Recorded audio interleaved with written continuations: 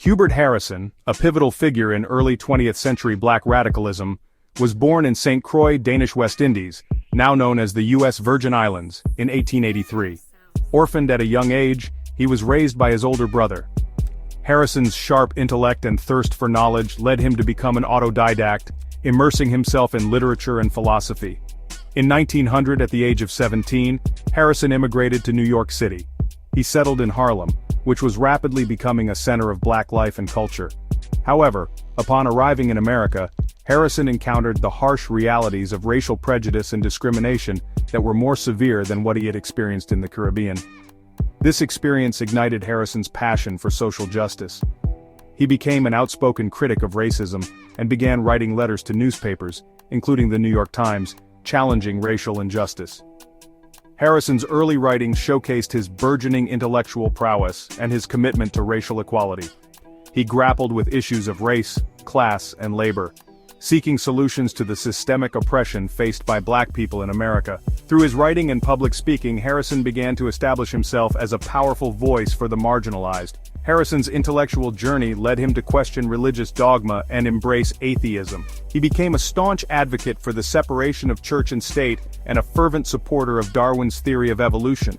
Harrison's atheism and his critique of organized religion set him apart from many of his contemporaries in the black community, who often found solace and community within the church. However, Harrison viewed religion as a tool of oppression, one that encouraged passivity and acceptance of the status quo. In these early years, Harrison's experiences and evolving worldview laid the foundation for his lifelong commitment to radical social change. He believed in the power of education, self-reliance, and political activism as tools to dismantle racial and economic injustice. Harrison's early life and awakening in New York City marked the beginning of his transformation into a formidable advocate for black liberation and a pioneering figure in the fight for racial and social justice. Hubert Harrison emerged as a leading voice for the new Negro movement, advocating for racial pride, self-respect, and political empowerment. He encouraged black people to embrace their heritage and fight for their rights. Harrison's writings and speeches inspired a generation of black activists and intellectuals, laying the groundwork for the Harlem Renaissance.